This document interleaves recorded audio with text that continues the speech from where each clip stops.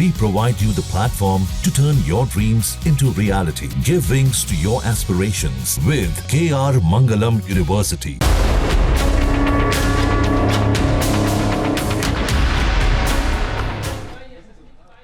Iran जंग के बाद इजराइल का नया प्लान लीक हो चुका है। इजराइल ने गाजा के ज्यादातर हिस्से पर कब्जा जमा लिया है। वेस्ट बैंक पर भी उसकी नजर है। गोलन हाइट्स पर नया दांव चला है। यानी इजराइल युद्ध के साथ साथ अपना भूगोल भी बदल रहा है।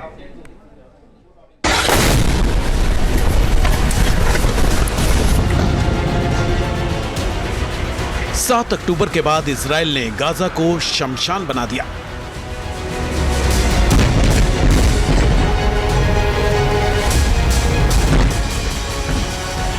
13 जून के बाद इजराइल ने ईरान में कहर बरपा दिया।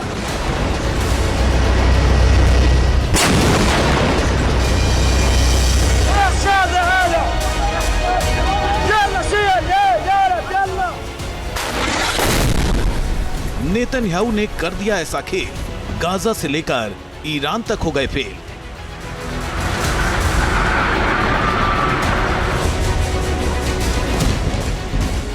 सात अक्टूबर 2023 को इजराइल पर हमले के बाद नेतन्याहू ने कसम खाई थी, युद्ध के बाद हमास का नामो निशान मिट जाएगा।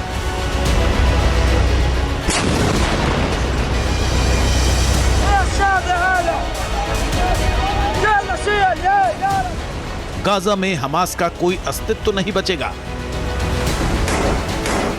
नेतन्याहू की इस कसम के महज 2 दिन बाद आईडीएफ के टैंक और फाइटर गाजा में गरजने लगे थे।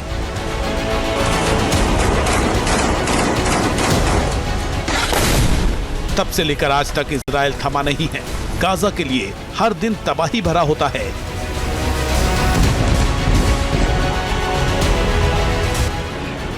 इजराइल की बमबारी से गाजा खंडहर में बदल चुका है।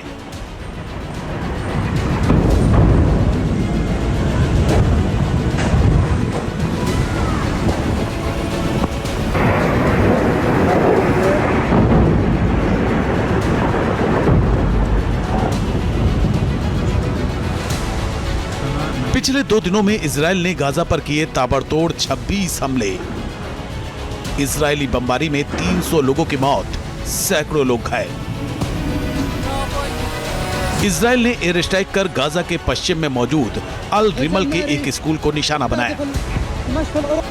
तस्वीरों में देखा जा सकता है कि इजरायली फाइटर ने मुस्तफा हाफिज स्कूल को बारूद से उड़ा दिया।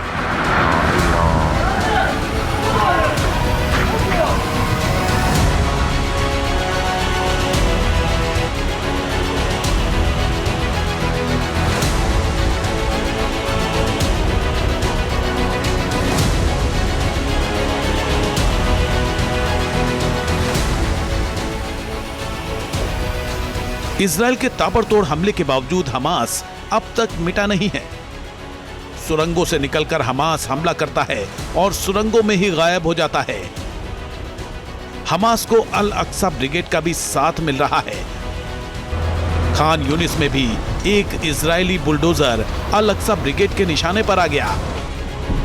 अल करारा शहर के पास अल अक्सा ब्रिगेड ने इजरायली बुलडोजर को विस्फोट से उड़ा दिया।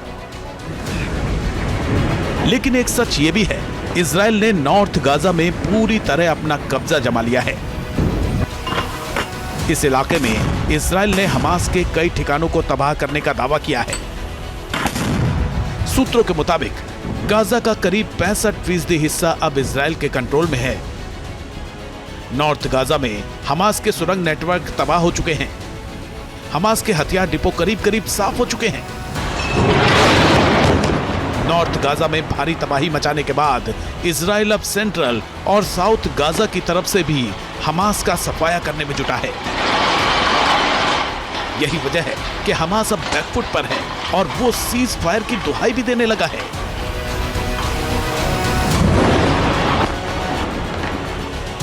एक तरफ से 21 महीने से जारी इजराइल और हमास का युद्ध अब निर्णायक मोड़ पर जा पहुंचा है। अमेरिकी राष्ट्रपति ट्रंप के युद्ध विराम वाले प्रस्ताव पर हमास सहमत हो गया है। हमास ने अपनी वेबसाइट पर लिखा, गाजा में हमारे लोगों के खिलाफ हमले को रोकने के लिए मध्यस्थों के प्रस्ताव पर हमने आंतरिक बातचीत की, फिलिस्तीनी गुटों और दूसरी ताकतों के साथ चर्चाएं की। हमें जो प्रस्ताव मिला है वो सकारात्मक है। हमास पूरी गंभीरता के साथ तत्पर है कि इसकी प्रक्रिया पर तुरंत। इजरायली हमले के दौरान गाजा में अब तक हजारों लोग मारे जा चुके हैं। हजारों लोगों ने गाजा को छोड़ दिया है और अब वो वापस भी नहीं लौटना चाहते।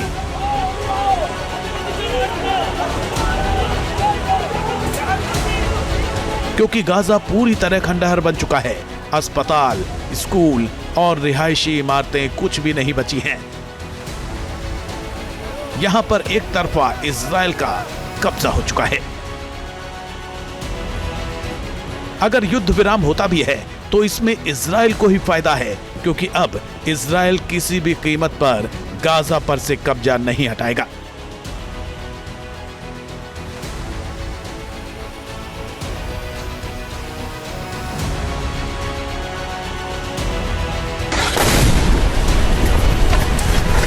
गाजा के बाद इजराइल की नजर वेस्ट बैंक पर भी है। वेस्ट बैंक के कुछ हिस्से पर इजराइल का कब्जा है तो कुछ हिस्से पर फिलिस्तीन का। वेस्ट बैंक पर इजराइल का कंट्रोल साल 1967 के मिडिल ईस्ट युद्ध के दौरान हुआ था, जब इजराइल ने जॉर्डन से वेस्ट बैंक को छीन लिया था। तब से इजराइल ने वेस्ट बैंक में कई यहूदी बस्तियां स्थापित की हैं।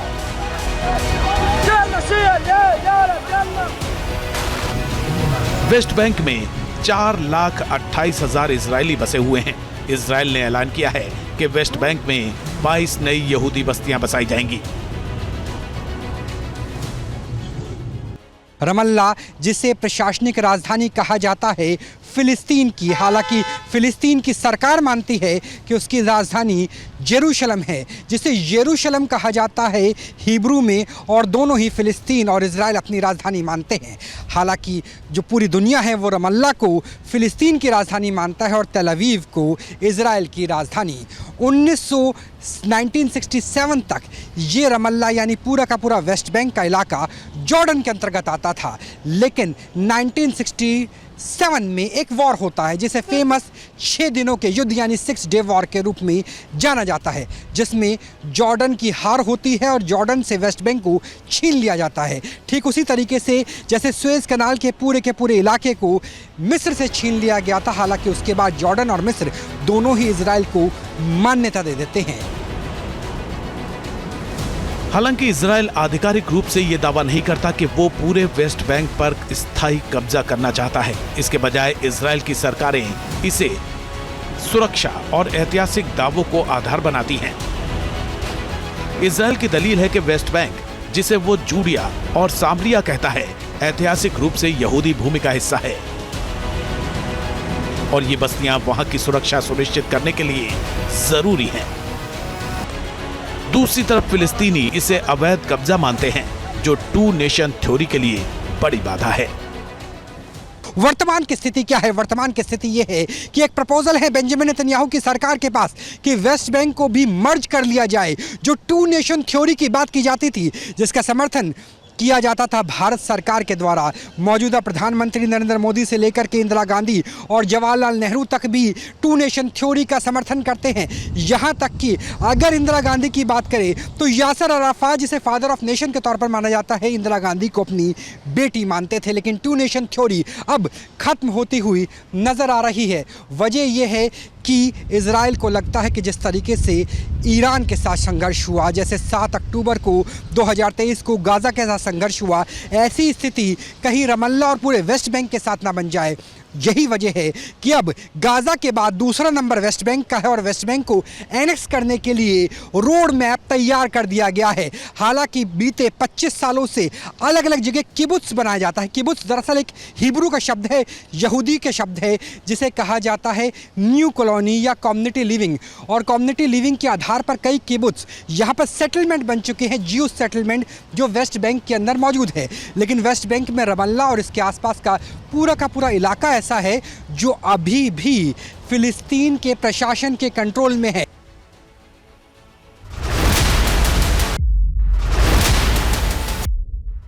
वेस्ट बैंक को 3 रीजन में बांटा गया है, ए, बी और सी, जो 1993 के ओस्लो समझौते के तहत स्थापित किए गए थे।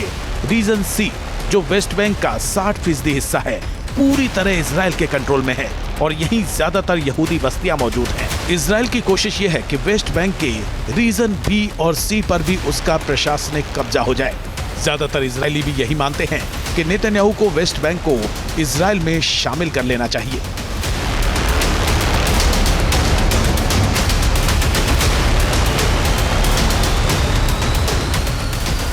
What's your opinion? There is a plan of Benjamin Netanyahu cabinet to annex West Bank like the Gaza. Do you agree or disagree? And if agree, if disagree, what's your opinion? I agree with Benjamin Netanyahu, I agree with Benjamin Netanyahu, our Prime Minister, to take over the West Bank and put it in the hands of Israel, like in Israeli hands.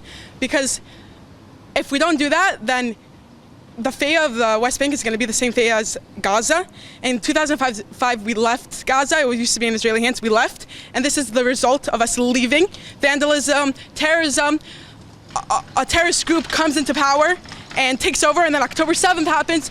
All the horrible things are happening to the Palestinians and the Gazanians right now in Gaza. All due for that because Israel left. There are some colonies of Jews inside the West Bank. Yeah. So what is the situation in West Bank right now for Jews? I feel like because the country isn't in control in that place, there's like more room for illegal building. Like where next to where I live, a lot of Arabs and other people just build illegally, and no one is there to make order at all. And I just feel like that's wrong. Israel needs to be in power there. What is our land, and we should be in control of it. गोलन पर Israel का कब्जा। Israel ने एक और बड़ा कदम उठाया है। Syria के विवादित गोलन इलाके में अब इजराइल ने क्यूनेट्रा के पास एक नया सैन्य बेस तैयार कर लिया है। ये इलाका पहले ही 1967 की जंग के बाद से इजरायली कब्जे में है, लेकिन मिलिट्री बेस से इजराइल अब पूरी तरह गोलन हाइट्स पर हावी हो चुका है। क्यूनेट्रा में बेस बनाना इजराइल की रणनीति का हिस्सा है, जिसका मकसद है सीरिया में ईरान और हिजबुल्लाह की गतिविधियों पर नजर रखना। ये कदम सीरिया और उसके सहयोगियों के लिए एक चेतावनी के तौर पर देखा जा रहा है। हर युद्ध के बाद इजराइल भौगोलिक रूप से किसी न किसी इलाके को जीत लेता है और इस बार उसके हाथ में एक नहीं कई खजाने लगे हैं। गाजा, वेस्ट बैंक, लेबनान और गोलन हाइट्स भी एक चुनौती यमन के हूती विद्रोहियों की तरफ से मिल रही है।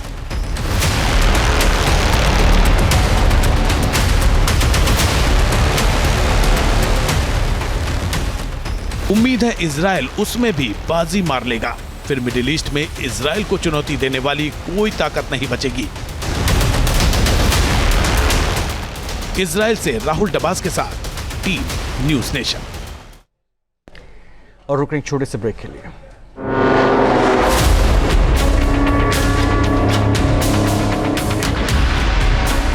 जहां भक्ति है हर शब्द में, कथाओं में छुपे हैं दिव्य रहस्य और ज्योतिष देता है जीवन को दिशा। धर्म से जुड़ी हर बातों को जानने के लिए हमारे चैनल स्तुति को सब्सक्राइब करें।